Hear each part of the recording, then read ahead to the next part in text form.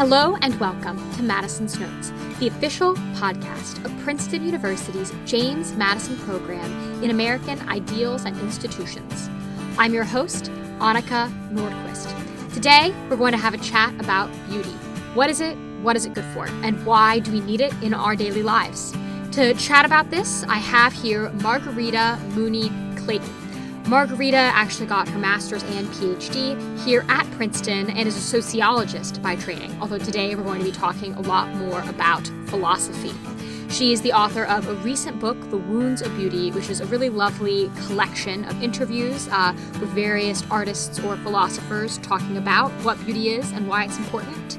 And she also has an upcoming conference this April called Art, the Sacred, and the Common Good, Renewing Culture Through Beauty, Education, and Worship. And with no further ado, I hope you enjoy. Margarita, welcome to the show. It's really lovely to have you. Great to be here, Annika. Kicking this off, I'm going to put on my friendly neighborhood Calvinist hat here. I come from a more or less an iconic sensibility, by which I really mean that I haven't discussed so much beauty in a very present physical sense, which is what informs kind of your book coming from the Catholic tradition. So to kick us off here, can you defend for me the purpose of treating beauty as an academic discipline as opposed to something that's more of a personal experience? That's a great question, Annika. So, keep in mind that I'm a Roman Catholic, but who teaches at a Reformed Presbyterian institution, Princeton Theological Seminary. And so in discussions of beauty, not just there, but with young people, the response I get is, well, wait, beauty is something subjective. Right. It's personal. And yet it's also very important to a good life. So what I try to remind people is that this kind of intuitive response that beauty is personal and subjective does come out of a worldview that the human good is only spiritual, not material. But I think people who call themselves Christian, but also anybody who affirms the goodness of creation, has to acknowledge that there is a form to the good. And that form to the good is what we call beauty. So I very clearly in the book, The Wounds of Beauty, discuss this with the poet Dana Gioia, with the philosopher and poet James Matthew Wilson. The idea that beauty is an embodied experience, right? And so if beauty is an embodied experience, it's a perception of the good through a form that comes to us. I try to help people understand that their sense that there's something subjective about beauty because there's something personal about beauty is that they're pointing to the personal response to beauty. But what I want to start from is, what are the forms that produce that personal response? And can we say that there's any commonality to the forms that produce the personal response that affirms the goodness of creation? That was a very Platonic answer. One thing that's always kind of confused me a little bit about this is when you get kind of philosophers like Plato who talk about forms of beauty and religious thinkers who talk about God as truth, God as beauty. Talking about God or the divine as something beautiful is this very, like you said, non-physical kind of sense of the word beauty. God doesn't look like anything. When you create art, it's a very physical thing. So I guess how do you talk about that kind of distinction? Because when I hear those two concepts, it's easy for me to think of them as two separate things. A girl can be beautiful and God can be beautiful. But to me, those seem like you're using the word in a different sense. Well, absolutely. I think that what you just said points to the common sense use of beauty as something that's attractive, like a beautiful woman, a woman we would put on a magazine, right? But what I discuss in the book and what I discussed recently in my webinar with the iconographer, Aidan Hart, and what Aquinas says in his philosophy of beauty is that beauty reveals kind of wholeness, this integritas. Right. Therefore, beauty can actually begin with something that kind of might appear grotesque on the surface. And in fact, Aidan Hart, the iconographer, explained in his webinar with me that the beauty of icons always contains an imperfection. So the kind of magazine cover that claims perfection in human form actually doesn't really satisfy human beings because it feels untrue. Because no person is perfect, right? No human form is actually perfect, but rather the perfection of beauty is in that it reveals, that it points to something, right? So beauty is supposed to reveal the harmony of the world, and it's supposed to radiate something. But the kind of beauty I'm talking about really can only be understood if you move past the Greeks and into the medievals and the concept of beauty as a transcendental property of being. Yeah, I was going to follow up right away and ask about the Greeks because, I mean, so much, at least in my understanding of Greek art, is that it is chasing this kind of super hyper idealized, I mean, I would say unrealistic, picture of the human form, certainly in Greek statuary. So how do you, is your claim then that Greek statuary is just less beautiful than medieval art because medieval art has that sensibility? Well, I'm not claiming to be an expert on ancient Greek statues. What I'm pointing out here is that the concept of God becoming man, which is the centrality of the Christian claim, right, is that this beauty that the Greeks were longing for has taken on a human form. Right. But that beautiful form also died and was resurrected, right? So the Christian conception of beauty is part of this understanding of God coming into the world and redeeming the world, right? So that's, I think, a very different understanding, and it's one that resonates not just with people of Christian faith, but people who have a view of human persons in the created world as being in need of redemption and being imperfect.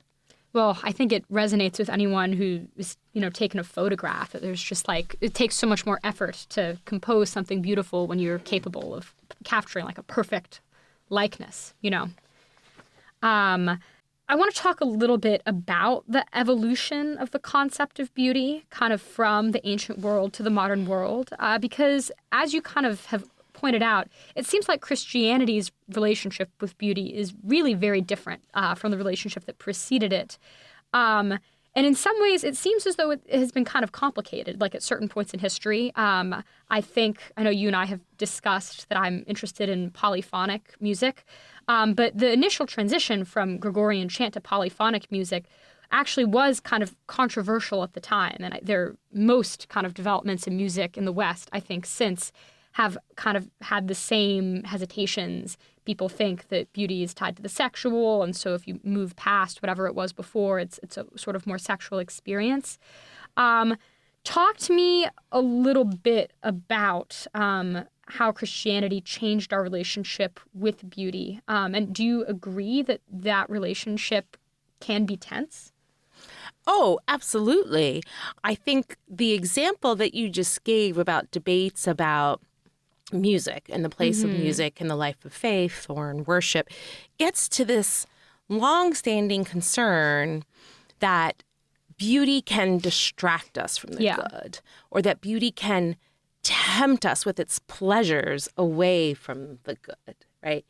So I think that that's why you need, I think, the disciplines of philosophy, but also the sort of living tradition of artists and musicians grappling with these questions in the forms of art to think this through, because it's correct that certain forms which we create can distract us from the good. But to be able to make that claim, you have to understand something about the human person. And perhaps one way to kind of think this through is just to give an example most people can resonate with. Social media, right? Yeah. We have images, we have sounds, we have sound bites. Well, the people creating those images and creating those sounds and they're doing it with the purpose of moving you to do something in the immediate, to click on another image, to click a like, to click a buy, right? So those sounds and visions are being manipulated to direct you to some kind of action that becomes sort of like a trap and gets you to just keep buying more of whatever it is that it's giving you. Yeah. So when people express this concern about music that you said, right, even going back, right, there are some traditions within Christianity that have no musical instruments, only human voice and only plain chant, right? And then you get instruments, and then you get polyphonic music. And what's the concern? The concern becomes that the beauty of the musical instruments or the human voices, that becomes the end and not the act of worship to which the beauty is directed.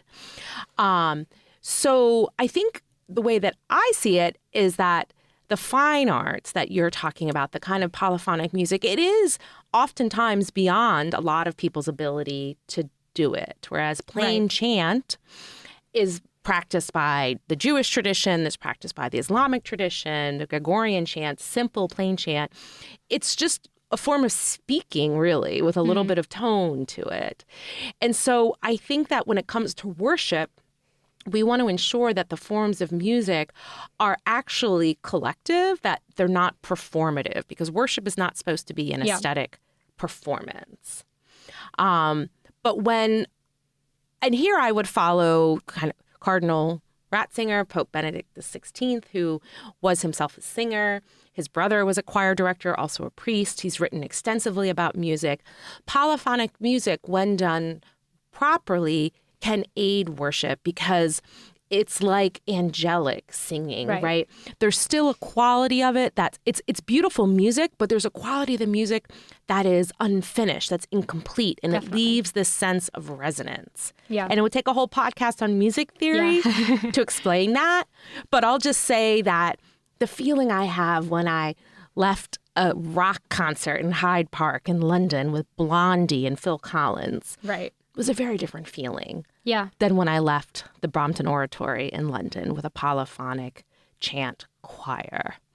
And what that polyphonic chant choir is doing is it's puncturing the veil between heaven and earth. The word sing appears in the Bible. I believe that in heaven there is music, and as C.S. Lewis famously said, in hell there's neither silence nor fine music. Yeah, I guess to push on it a little, though, I think that the concern with some of that is that, and it's sort of hard to refute looking at music history, that kind of the history of music becomes more and more sexual as time goes on, kind of from chant to more melodic music to rock and roll to, I mean, hip hop today, which is, it feels as though it can't get any more extreme, but I'm afraid to say that because it always can. But I guess, like, how would you respond to that view of, like, the history of music? Well, I mean, again, perhaps in the church we've heard more, people in general have heard more about iconoclasm, the destruction of images and statues, right? This happened by, Calvin or Zwingli, taking down statues, images. No, we need to approach God through a kind of rational, cognitive, spiritual, hey, that's all good, right? But it does neglect the senses. Right. Similarly, with music, if we begin to say, well, if we do this, then we're going to do this and we're going to do that, why not just go back to nothing, right? So I do think the questions I raise with my students is we have to have some principles that guide which music and why, because otherwise we become iconoclastic about music. Because in theory, why not just get rid of music entirely, right? And have no music? Well, because we're embodied human beings, because there's something to the tones in polyphonic chant. I think this is why I would defend it. I think there's a sense of the harmony, of the polyphony that is itself revealing to us something about the nature of God. And I don't make that claim about rock music. Now, I've spoken to people, and people will tell me, well, you should go to a music festival, and people are having all kinds of spiritual experiences. And And I say, well, what kind of God are they encountering? And certainly, look, a lot of people listening may very well go to churches that essentially play rock music. And my students, when they read this or hear this, they don't like it because their churches essentially play rock music. Yeah. And so my question to them then becomes, okay, if rock music is allowed, why not, any form of music? And as one student said, he's like, look, folks, I used to be an atheist, and I agree with you that the Spirit is moving in any kind of music. The question is it the Holy Spirit? Because I can tell you, as an atheist, there were forms of music that got me to do things the Holy Spirit wouldn't want me to do. Yeah. So music does move us. So what I try to tell people is, all right, you don't agree with my answer about what form of music belongs in worship. What are the principles that would help you discuss with somebody who disagrees with you and wants to introduce a form of music? Is it just that your taste is not for hip hop music and his is for rock? I mean, is it all a matter of taste? Because if it's all a matter of personal preference, then there's no principle at all. And anybody who knows music would probably be better off arguing that there's some component of the form of the music that makes it beautiful. Right. Otherwise, it's just me imposing my taste on you. And that's not really what church is supposed to be. Gotcha. Well, moving back a little bit, I guess, because there are still a lot of questions that I want to ask about kind of the history of how we view beauty. I think the way that we talk about art today, and you talk about this in a really interesting way in your book, it comes largely from the Romantic period. And I'm curious if you could talk a little more about that, about how it is that, we've talked a little bit about the transition from pre-Christian to post-Christian conceptions of beauty. When we hit the Romantic period, what changes? Well, perhaps one place to look for this in my book, The Wounds of Beauty, is the chapter with poet and philosopher James Matthew Wilson. Yeah. And also, I believe it's in the chapter with Dana Gioia, the former head of the National Endowment of the Arts and former poet laureate of California. The Romantic movement, I think, was part of a broader kind of humanistic movement that wanted to elevate human emotion. And James Matthew Wilson in the book with me does just a brilliant job of saying that the confusion of Romanticism is that, of course, there's something beautiful in human forms and human emotions.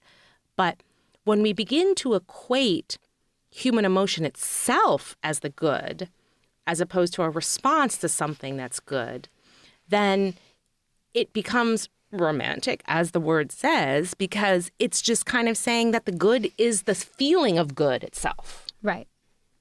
And that becomes confusing very quickly, because people can find pleasure or good, positive emotion in actions which most of us would agree are objectively wrong and immoral. And so what James Matthew Wilson is trying to remind people is that it's really confusing when you just call a good a feeling, right? And that what the Romantics tried to do ultimately becomes humanistic, but really idealistic about the human person. And in fact, and this is why I love the chapter with James Matthew Wilson, and I also love to read authors like Augusto Del Noce or Roger Scruton, with this equation of the good with a form of emotion actually gives rise to is not more good in art and beauty, but a kind of postmodern transgressive quality to so much good that actually wants to say, no, human life isn't this beautiful, smiley, feeling good. We need to portray, darkness and suffering. And again, as I've said earlier, Christian art understands the important role of darkness in human life, but that darkness is thought of as part of human fallenness that can be redeemed. But in postmodern forms of art and architecture, the darkness is reality. So it becomes nihilistic. A lot of postmodern art ultimately is saying there is no order and there is no meaning and there is no beauty. Things just are. Life just is, and there's no intrinsic beauty or meaning or purpose at all. Do you think that in order to be beautiful, something has to be good? Because I guess, I mean, the title of your book is The Wounds of Beauty. And I think it would be hard to make the case that, being wounded is a good thing. And a lot of us appreciate art that depicts, real suffering and things like that. So what is that relationship? Well, I picked the title The Wounds of Beauty for my book for two reasons.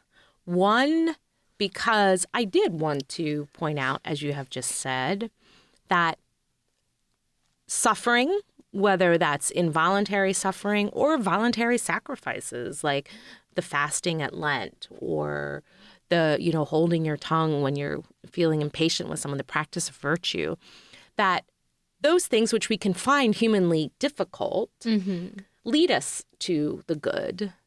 And that simply is the concept of virtue, right? That we are given, I believe human nature is created as good, but we're also fallen. We're in need of redemption, and we have to cooperate with God to practice the good. But the other part, and so then people often say, well, then what you're saying with the wounds of beauty is that beauty consoles us in our suffering, right? And that when we're going through a hard time or something bad happens, we can look at a beautiful sunset and still have hope. Yes, I would say I would agree with that statement. But I chose the title, The Wounds of Beauty, not only to say that beauty consoles us in our suffering, but as I was describing earlier with music, that a true experience of beauty doesn't satisfy us. It pierces us. And it opens us up to a deeper level of reality and leaves us desiring more of that good. So that's the kind of dual meaning of the wounds of beauty, that yes, beauty consoles us in our suffering, but going to a beautiful polyphonic concert leaves you wounded because you want more of that. Your desire for that good has increased. Yeah. And it can never be fully fulfilled by the material form. Yeah.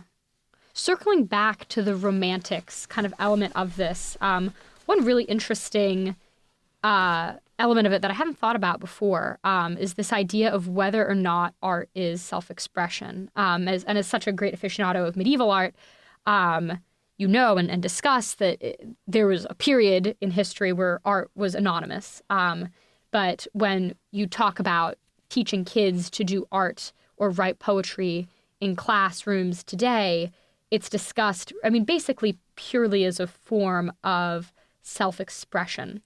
Would you say that self-expression is an important element of art? Undoubtedly, self-expression is important in art. I would say that's not all there is to it. Right. So the other thing that I did in the Wounds of Beauty, and I continue to do through Scala Foundation in our webinars and conferences, is actually speak to artists whose art I admire and talk to them about the vocation of being an artist, right?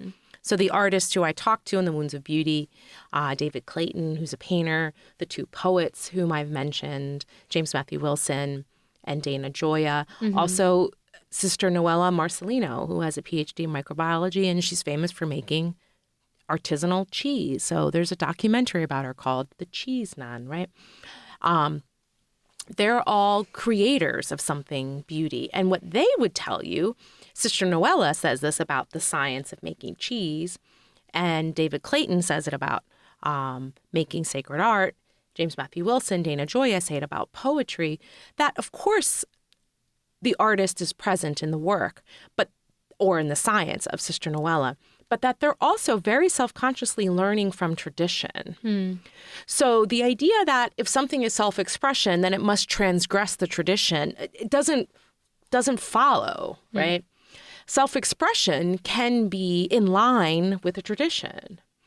And so what I've learned from listening to artists who see their calling as artists to co-create something, they're doing that with a keen awareness of past, present, and future.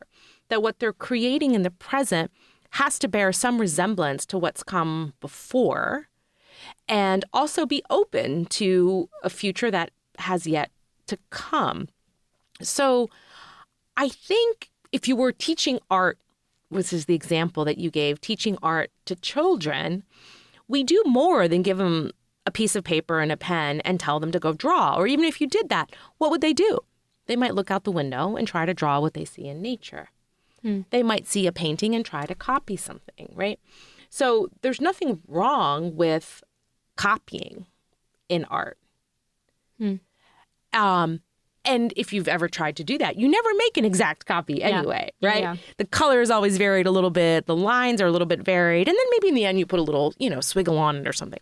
So I think what I'm trying to say is that if you want to teach art, right, the whole emphasis in advanced schools of fine art and architecture has been on expression and innovation. And there's actually not a lot of teaching the classical principles of drawing and the mathematics of beauty and architectural forms. And so at least what I see is then if art is thought of as self-expression when we're dealing with young children, well, then why not with public forms of art? And then if art is nothing but self-expression, how do you keep a campus like Princeton University having buildings that speak to each other as a coherent whole? What you end up with is one innovative building next to another innovative building next to another innovative building, none of which have similar architectural principles and just don't feel like they go together as a whole. Yeah. I mean, I think our culture tells everyone that they're the leader. And in fact, in order to make kind of an organization work, you need leaders and followers. And that's part of the issue with some of this artistic stuff is that people understand that all of the greats were in some way transgressive or innovative. And so they think that's the priority. That's what you have to do. I don't know. Would you agree with that? I wouldn't say that all the greats were transgressive. I mean, someone who was innovative is Andrea Palladio. Was he transgressive? I don't know. He was innovative. He was also innovative because he wrote down all of the architectural forms that he did, which people didn't used to do, right? He wrote down all the mathematical, basically all the engineering behind his buildings. So they ended up being copied a lot. Spaces of Monticello was Palladian. Jefferson was very interested in Andrea Palladio. He might have, so he was developing a tradition, but I don't think he would have called himself transgressive. Interesting. Transgressive, I think, is I think of that term as kind of anti-tradition and anti-purpose. The purpose is to shock. Yeah. I do think, though, that, because I take what you're saying about the nature of good art super seriously, but it's hard to get around the extent to which in most art, including I think even great art that's been creative, ego, is really present. And I think a lot of people, their critique of art is that it leans toward hedonism and egoism. So how do you, I guess, how do you get around that? But also, how do you kind of deal with its presence? Because I think so much, great painting, for instance, it'd be hard to make the case that part of the reason people enjoy looking at it is that it's not a little bit hedonistic. Well, again, I think when we begin to talk about the ego and self-expression, in and of themselves, these things aren't bad, but I guess I'm just looking for the ordering principle that's going to elevate that towards the good, because why would we assume that if the ego's in it or self-expression is in it, that it's good as opposed to bad, right? Right.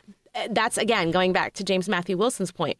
You don't equate whatever is from the self as good. Right. Right.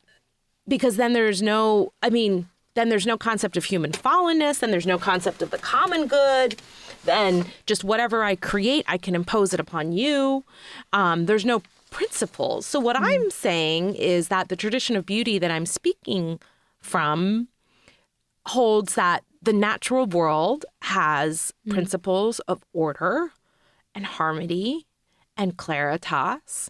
And those principles can be seen in visual form and heard in musical form in a way that they appeal cross-culturally, that they appeal universally.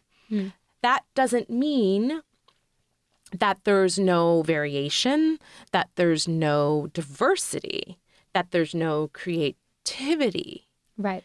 But it's the creativity is beginning with a form and sort of leading back to it. And why is that so hard for people to think about today? You know, why is that?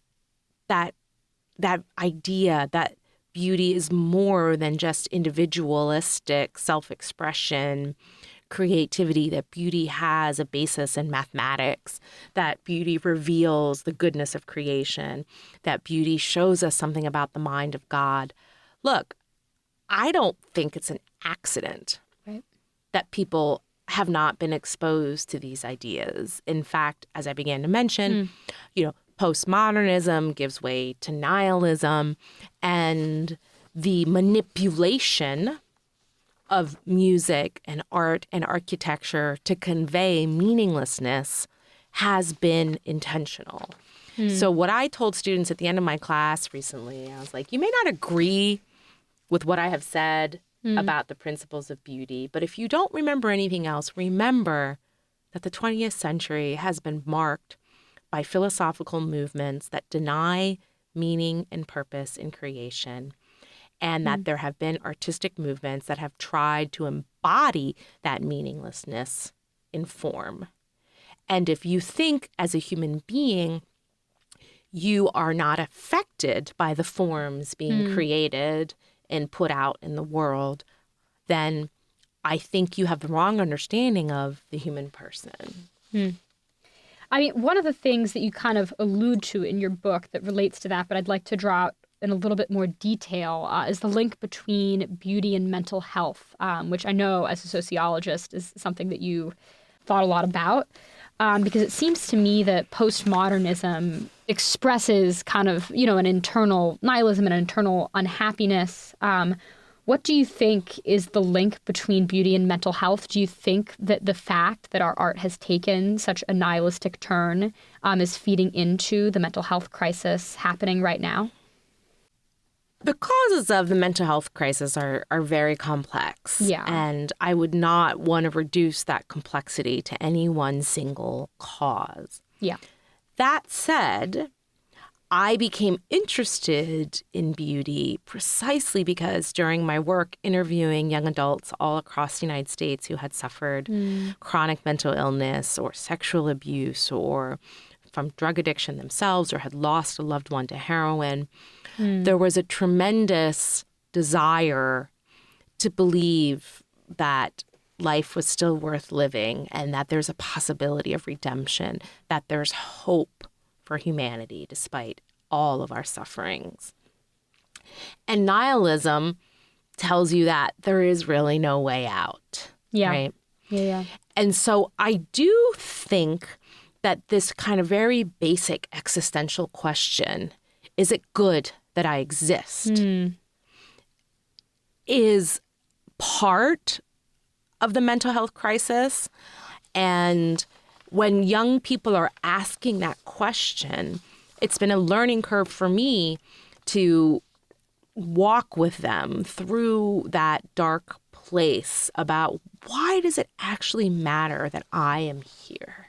Yeah. And I have found that beautiful walks in nature, the beautiful sounds of harmonious music, beautiful architecture, beautiful art, it arrests your attention.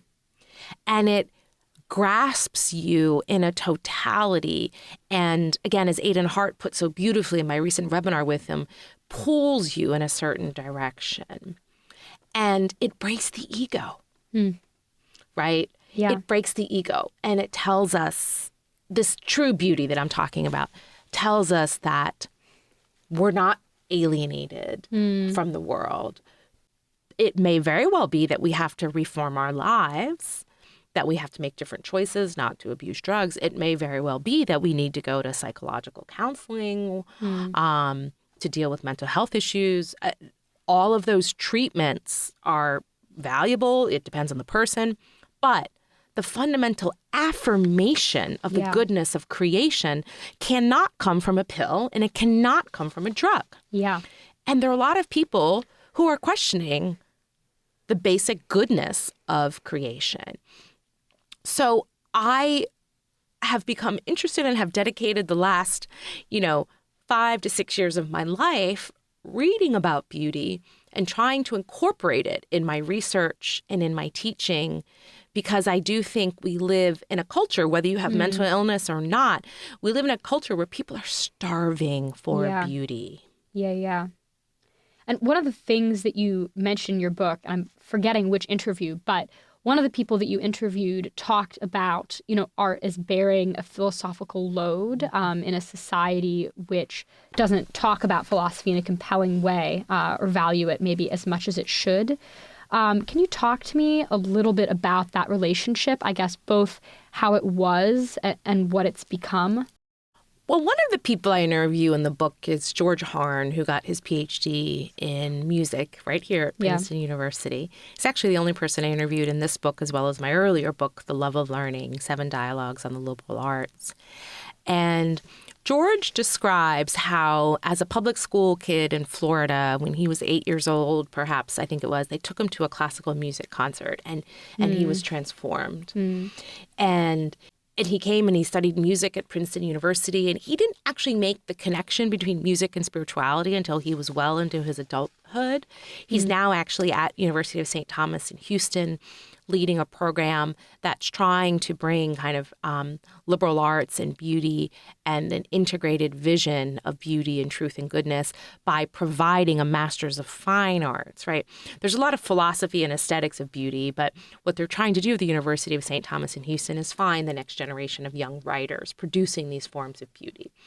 So what George and I talk about in the book is that, we are living in a culture in a time when these forms of beauty there's not a lot of people creating these forms of beauty that I'm talking about in music, poetry, and art. But they are out there. And so what I'm hoping to do, the broader vision of what I'm trying to do with Scala Foundation and the nonprofit I started, is help bring beauty back into education and into our common life and into worship. And you can find out about my conference on the Scala Foundation website. It's April 21st and 22nd, 2023, right here on the campus of Princeton Theological Seminary. It's open to the public. It's free. It'll be live streamed as well. In addition to artists and scholars, we'll have educators from the Great Hearts Classical Academies will be there. Teachers will be there. Clergy members. We're going to have Anna Bond, who is the co-founder of Rifle Paper Company. She is a graphic artist with a commercially successful business. And she wanted to come speak at the conference because she says, people tell me all the time they buy my products because it makes them happy. And we want more cultural entrepreneurs, artists of her talent level, creating the everyday objects of beauty for our house. Look, I'm not trying to say that in order to enjoy the beauty we're talking about, you have to tomorrow go out and buy an expensive piece of art or go to an expensive classical music conference. But think about one simple object of beauty that you can put in your office space or that you can put in your dining space. Maybe you light a candle at dinner, a simple wax candle, Think about anything you can do that enhances the embodied sensory nature of human life without overwhelming it. I'm not saying like 20 smelly candles from every, candle shop in town, but a simple light touch of the embodied sensual nature of being human really brings a kind of hope that people are desperately looking for right now.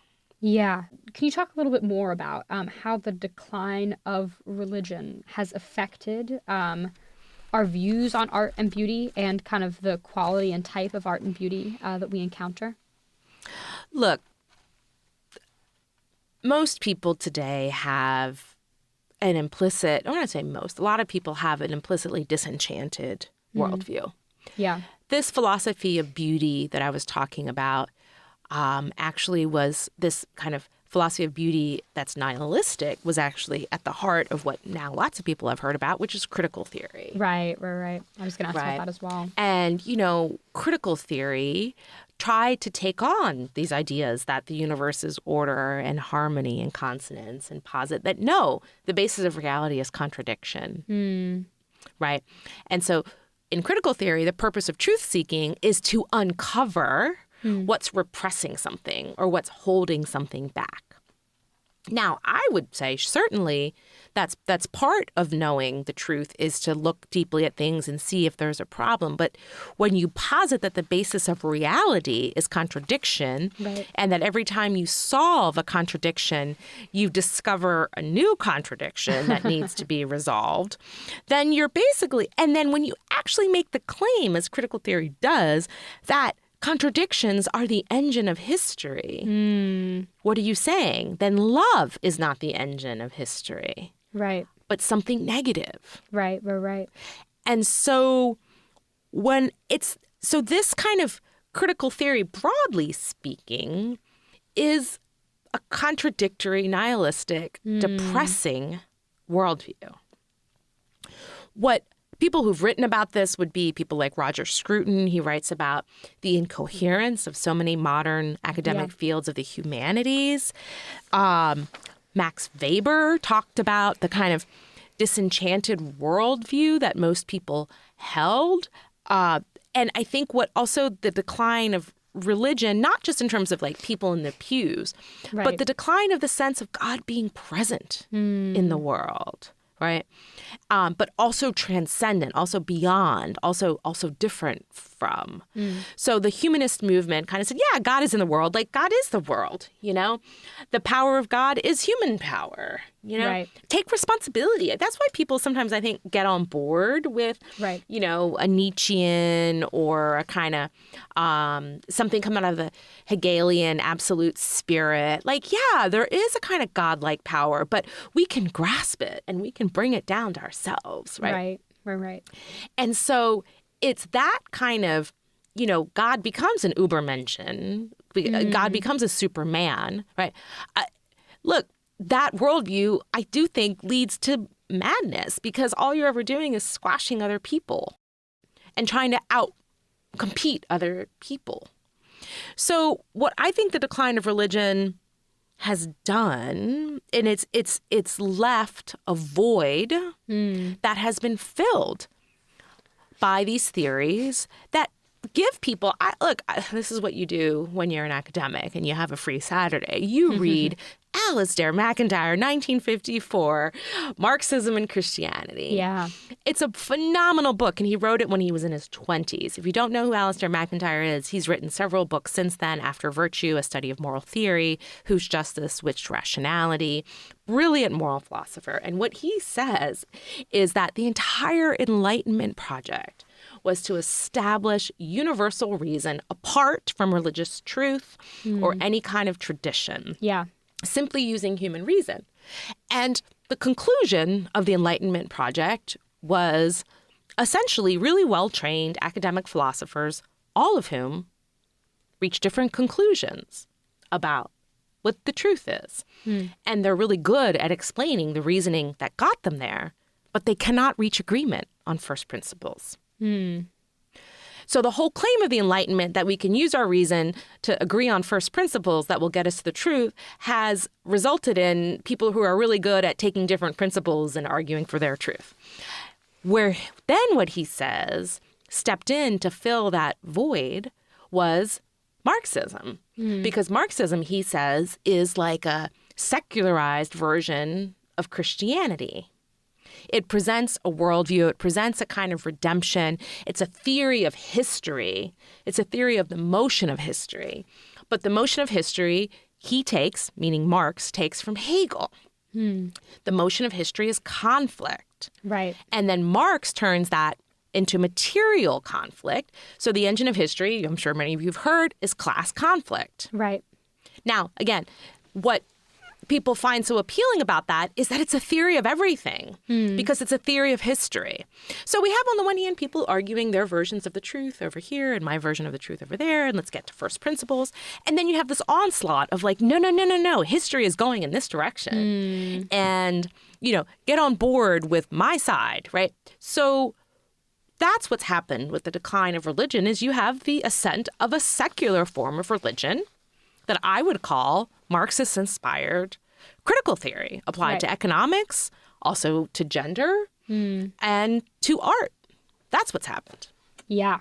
And I want to harp back a little bit on, you talked about kind of the Enlightenment project of proving things in order to attain knowledge. And you have a recent article in Comment magazine where you discuss kind of in a similar vein with our education system and the views of Dewey, who was super influential on our education system. And you point out something that I hadn't really thought to question before, which is that he believed that knowledge can only be really acquired through scientific experiment, a sort of an empiricist kind of opinion.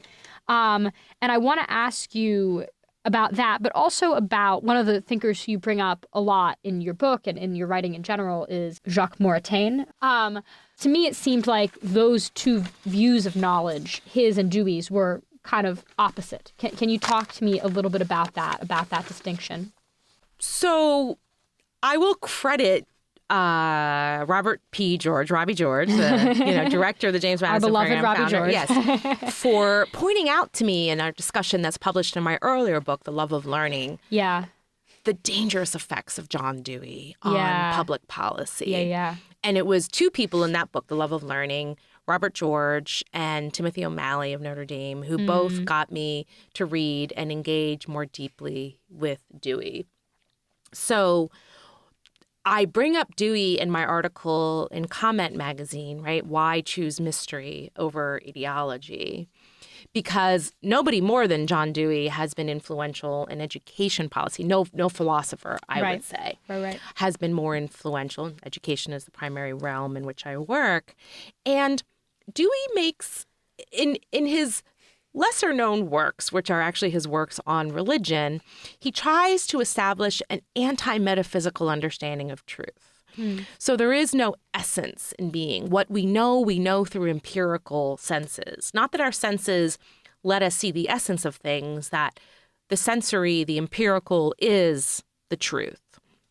I mean, and this sound like, well, what's wrong with that? I mean, what Dewey would say and what people who defend Dewey would say, well, but if something is true in essence, we can see it working in the world. So why do we need to know its essence? Well, because then Dewey essentially collapses the material world in and of itself. There's nothing other to the human person than something material. So he wants to say, no, but we have emotions and, we might even have a soul, but that's not how we access the truth.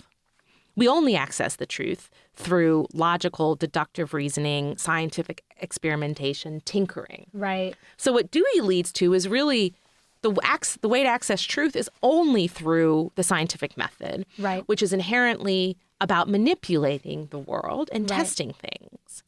So the problem with that is that there's no space for contemplative truth. There's no space for seeing in a sunset not just, particles moving like that, but the splendor of the truth, which is what calling beauty a transcendental means, that the material world has a symbolic meaning that points to something beyond it. And for Dewey, oh, that's a nice idea. Oh, those might be nice feelings, but it's just not true. What's true is what we can tinker. Right? What we can tinker with, what we can put in our hands and put under a microscope and make something new out of. So what I say then is that it's really hard to argue for moral truth from Dewey. Yeah. So that's why this kind of reduced form of reason, that's nothing more than the scientific experiment, really cannot uphold strong or any kind of moral claims about what's good. So again, the kinds of things I'm interested in, the suffering, the vulnerable, why should we care about disabled children? Well, if you haven't heard, the progressive movement, which Dewey is a part of, didn't. Right. Interesting. Care. Interesting. And they would, problems that can't be fixed, like disabled children, don't belong in school. They belong in institutions. They're not educated. They're caged. So life is not a problem to be fixed. The human person is not a bunch of cells looking for some kind of perfection through scientific experimentation. So Dewey, and by extension the scientific method, cannot get you to the moral good of the human person, because the human person is a unity of mind and body and soul. And I believe that every human person has an inherent dignity, whether they're disabled or unproductive or cannot participate in this scientific worldview that Dewey is talking about. They have a place in the world because I affirm the goodness of God's creation and the dignity of the human person. And you simply can't get that from Dewey. And you can't get that from Kant, I don't think. And those of you familiar with Princeton University may have heard of Peter Singer. And he just outright claims that, the concept of dignity is a Christian concept and it doesn't really have a basis in public policy. Yeah. It's a bold claim, but it is a claim he makes. Yeah. And it's internally consistent, I guess, which is what people appreciate about Peter Singer. It's internally consistent with his understanding of the human person, which is that, kind of like Dewey, we are what we can reason and make. And if you can't reason and you can't make, then you don't have dignity. Well, that's a scary thought. Yeah, absolutely. I want to close us off here with the website of your conference, which looks amazing. Everyone listening should absolutely tune in. So the website of your conference makes what I think is actually sort of an interesting and provocative claim that I would love for you to comment on. You say American culture is in rapid collapse, in large part because of an abandonment of beauty in education and worship.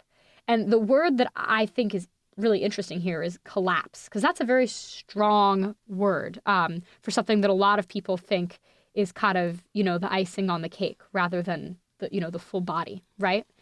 So I'm wondering if you could address that a little bit. What about our lack of beauty actually leads to a full-blown collapse rather than sort of a lighter, lack of enrichment? Well, I think, as you put it, a lot of people think beauty is like the cupcake you have for dessert. And I'm actually positing the opposite. Yeah. And I say it in the book. Yeah. Many times in many different ways. Beauty is about things we do because they're intrinsically good. Yeah. And in my recent blogging and writing and my upcoming book, I draw a lot on the philosopher Joseph Pieper to make the argument that beauty, and in the form of art, music, worship, sculpture, is about perceiving things as good in and of themselves. And it's precisely that which is the contrast to the Deweyan tinkering progressiveness. Progressive ideology, whereas the good is about things we can master and conquer and manipulate. And so in my ongoing work through Scala Foundation, through my blogging, which you can see online, through the webinars that I'm hosting, yes, I am trying to persuade people that, as Pieper so brilliantly says, we shouldn't use as the measure of our time off from work the productivity we had at work, because then our entire life revolves around what we do when we're not doing what really matters. And what he says, and I agree with, is that what really matters to a human life is to know, what do you think is intrinsically good and worthwhile? And that's what beauty tells us. That's what leisure and contemplation tells us. And what I firmly believe is that when we give the time out of our life to engage with beauty, to experience beauty, to create beauty, we go back to our servile work, which is extremely important. It's our vocation in the world to be a shoemaker, a teacher, a mother, a baker, a painter. We go back to our servile work with a sense that we are co-creating something good with God, but we do it with a contemplative outlook. And so beauty, the embodied experience of the good, leads us to a sense of awe and wonder, which then we take into our vocations in the world to co-create in love and not to destroy and to tear apart or to do something just for selfish, egotistical motives. Powerful note to end on. Thank you so much for your time, Margarita. This has been a super interesting conversation. I will include the registration link for your conference as well as to your books in the show notes. Thank you. It was great to talk to you, Annika. Well, there you have it, Madisonians. Dr. Margarita Mooney Clayton on beauty, what it is, what it's good for. Is beauty truth? I don't know if we exactly came up with an answer, but I hope you enjoyed. To find out more about Margarita, her book is linked in the show notes if you want to hear the full set of interviews on this topic, and also the link to her upcoming conference. Again, that's called Art, the Sacred, and the Common Good, and it's in April here in Princeton, New Jersey. If you want to find out more about the Madison program, as always, you can find us on Twitter, Instagram, or our website, jmp.princeton.edu. We do tons of stuff beyond just the podcast, so would absolutely encourage you to go check it out. And as always, if you enjoyed this episode, we'd really appreciate any ratings or reviews on Spotify, Apple Podcasts, whatever it is you use. Thanks so much for listening, and we'll catch you next time here on Madison's Notes.